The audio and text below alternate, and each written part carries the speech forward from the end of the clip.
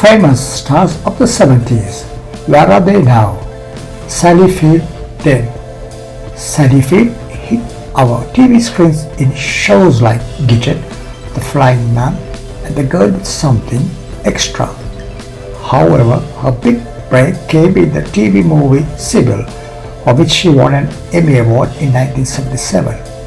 That same year, Field landed a role in the second highest grossing movie, Smokey and the Bandit, alongside Burt Reynolds and Jackie Gleason. It wasn't long before this young woman became a true star of the 70s and future decades. Sally Field made a name for herself in Cybill and Smokey and the Bandit. Sally Field now, thanks to some incredible award-winning roles throughout the 1970s, it wasn't hard for Sally Field to find work in Hollywood. Norma Ray in 1977 was a real standout role for the star, and this secured her acting work for future decades, including Mrs. Doubtfire, Forrest Gump, Amazing Spider-Man, and many more. In 2014, Sally Field received her much-deserved star on the Hollywood Walk of Fame. Most recently, Field has been treading the boards playing Amanda Wingfield in The Glass Menagerie on Broadway. Bo Derek now.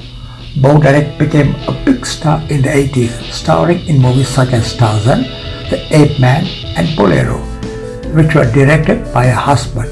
Unfortunately, all the movies she starred in that were directed by her husband received rather negative reviews. She has contributed to act through the decades, winning the infamous Golden Raspberry Awards for her apparent poor performances. Her husband John Derek passed away in 1998. She is now in a relationship with John Corbett. Bo Derek has been in some movie flops over the years, winning several Golden Raspberry Awards.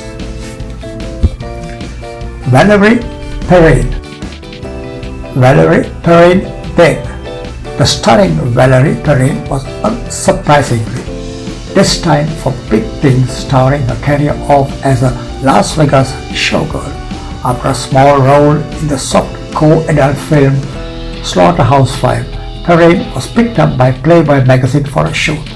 Nearly every man and woman in the 1970s will recognize Valerie Perrine for her sometimes controversial work in the 70s, especially when she became the first actress to deliberately appear nude on TV on the PBS showing of Steamboat.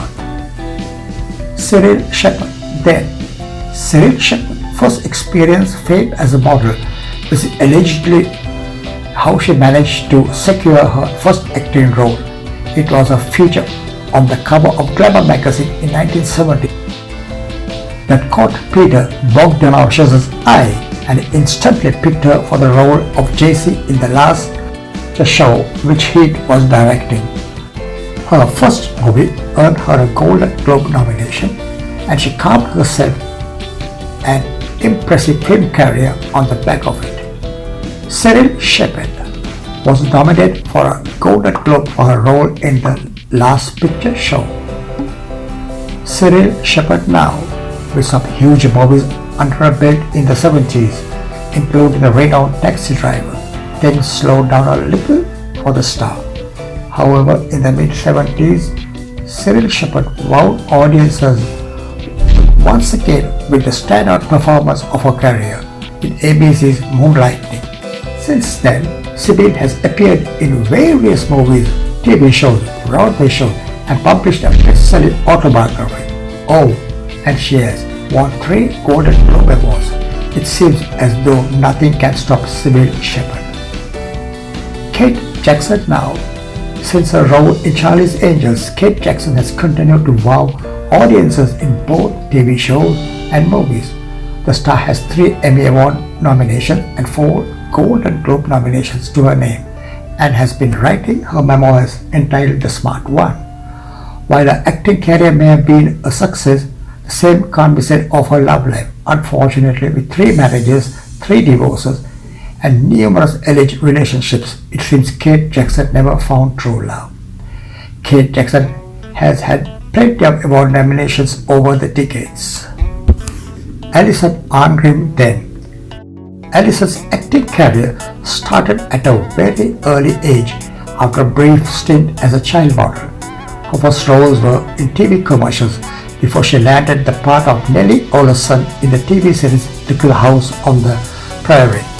She was just 12 years old when she got her big break as a role as the spoiled bad girl of the show became a cultural reference of the 70s. Alison Ongrim played Nellie for 7 seasons of the show. Liv Ullmann then. Things were a little different for Liv Ullmann, who was born in Tokyo to Norwegian parents. She moved to Toronto and New York before settling back in Norway, where she started working as a stage actress. However, she became most notable as becoming a mouse for Swedish director Ingmar Bergman, who cast her in 10 of his movies.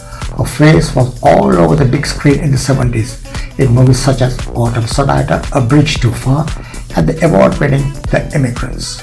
Liv Ullmann made a name for herself as one of Ingmar Bergman's muses. Liv Ullmann now.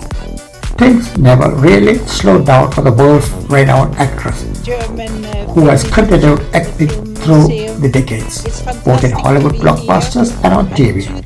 Liv Ullmann has also dabbled in directing, winning a Palme d'Or for her second feature film, Faithless.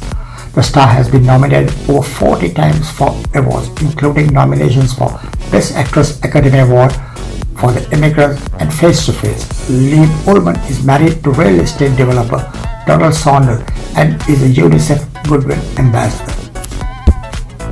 Jane Seymour then. One of the earliest breakout roles for Jane Seymour was in the 1973 James Bond movie Live and Let Die, where the starlet got to play alongside Roger Moore. Playing a Bond girl is bound to get you noticed, and it certainly worked.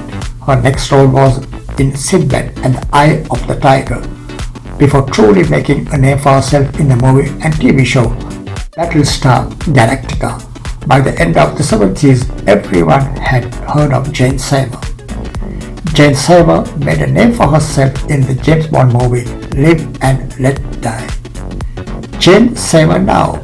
Luckily for Seymour, things have stayed on a pretty even keel when it came to her acting career over the decades.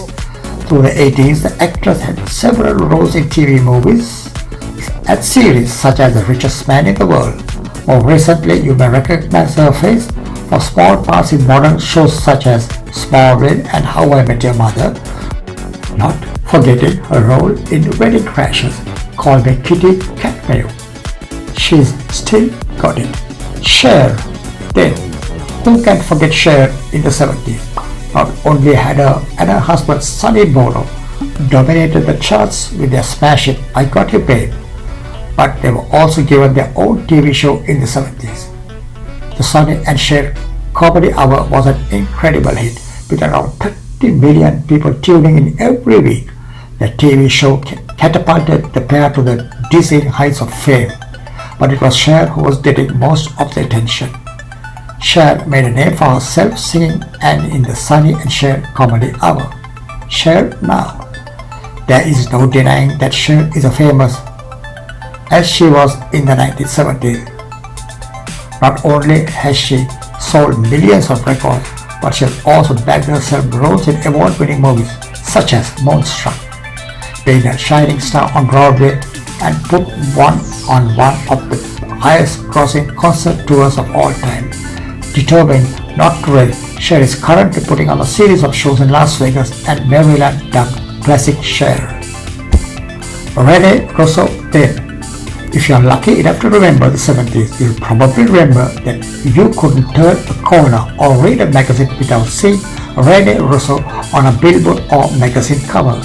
This beautiful brunette started off her career in 1972 after a modeling agent spotted her singing and dancing at a Rolling Stones concert.